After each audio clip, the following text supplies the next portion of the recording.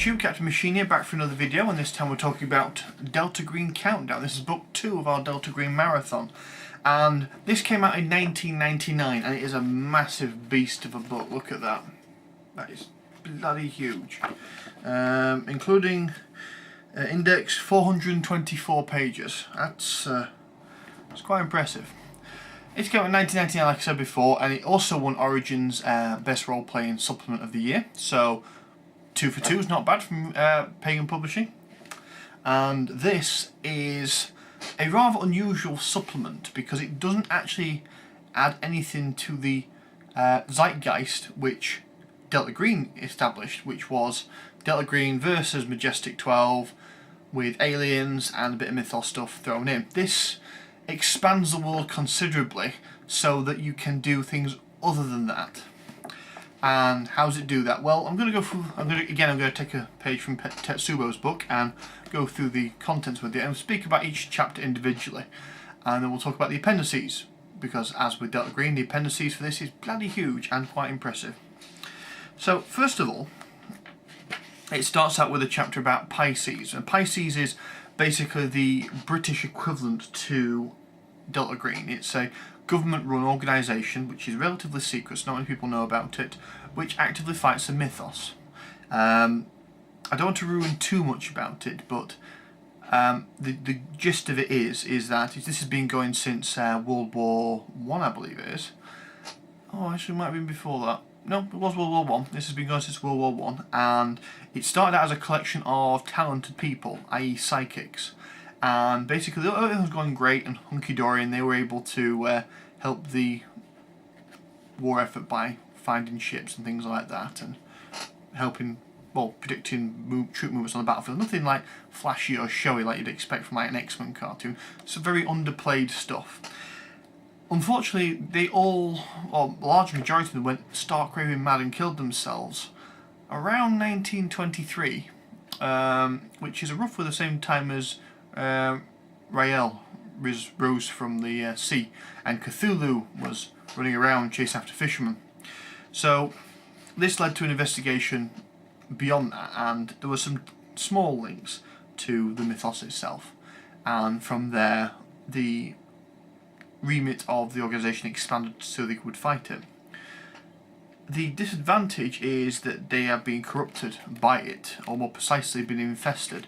There is a group of aliens, I'm not going to go into too much details, who have basically learned how to infest hosts and are running the show, as it were.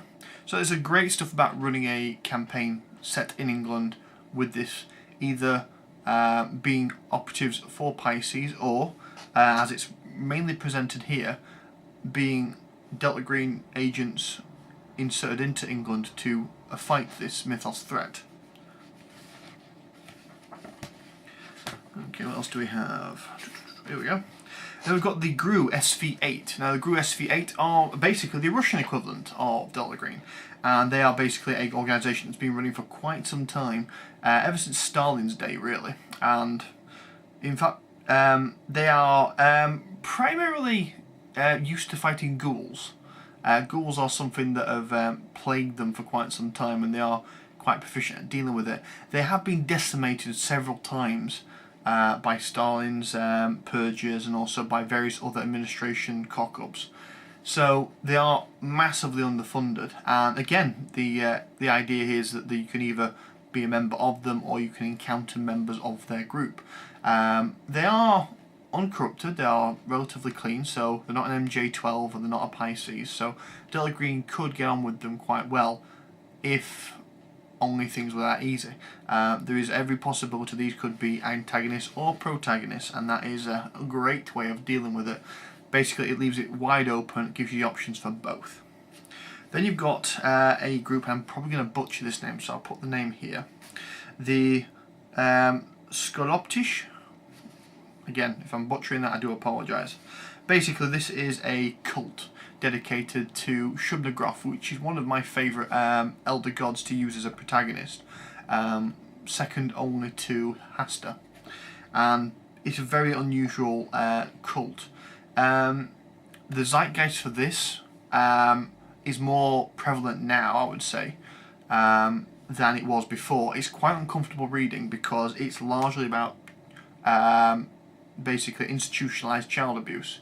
And with the stuff going on with the Catholic Church at the moment, and the revelations coming out about that, it does cut a bit close to the bone. I don't think that was the intention at the time. In fact, to be honest with you, when this book was written, I believe that the stuff that the Catholic Church is going through right now is something that was not known about, or at least not known about widely. So I don't believe that was the intention of the author at all. However, circumstance leads it to be a very uncomfortable read, and using them in a game would be uncomfortable. It depends how mature your group is, because it's not a very pleasant chapter at all. Not to say it's bad, and it's a good read. It's very, very terrifying what these people will do.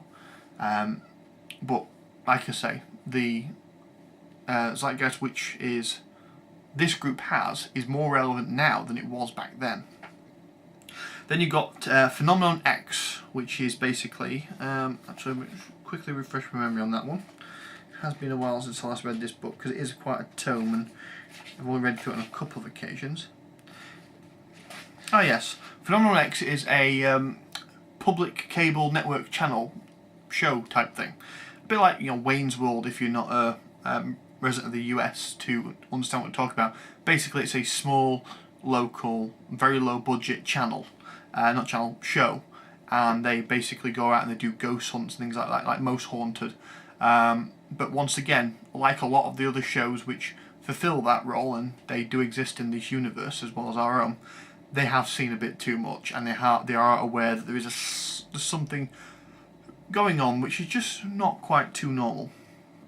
And you've got Tiger Transit. Now, Tiger Transit relates to a CIA debacle where they were basically running drugs and things like that through their own a company, which was basically transporting on airplanes and stuff like that from Colombian. Now, I'm not well read on that particular subject, so the similarity between the two has lost on me.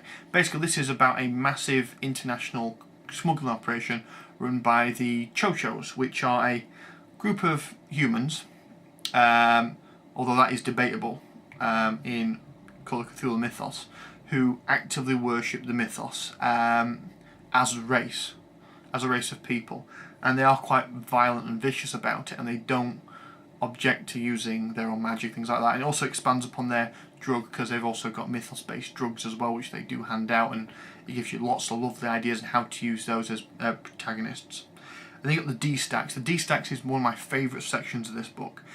Basically, it's basically a collection of random mythos artifacts, which are all kept at, I believe it's the Washington Museum, although I could be wrong. And basically it's kept by Delta Green Friendly, and it gives you a great chunk of information about a few items that are in there, not all of them, just a few, and also the guy who runs it, and it is fantastic. You've got Keepers of the Faith, which is all about a group of religious zealot ghouls live under New York. Again, very interesting because ghouls are functionally immortal unless you kill them, and they do not die. And unlike deep ones who do have this self-cannibalistic tendencies where they eat each other to maintain the population, ghouls don't do that. So if you've been around and you've been successful enough in being a ghoul long enough, you will be around for quite some time. And basically there's the whole Keepers of the Faith thing revolves around the fact is that basically the ghouls underneath New York have split themselves into two factions, the young and the old. And basically the old ones like to follow the traditional ways, the young ones have gone a completely different way. So you've got that bit of a war of ideology there going on between two completely inhuman creatures, or two factions of the same completely inhuman creature, and how they affect the world around them, and how you can get caught up in the middle of all that.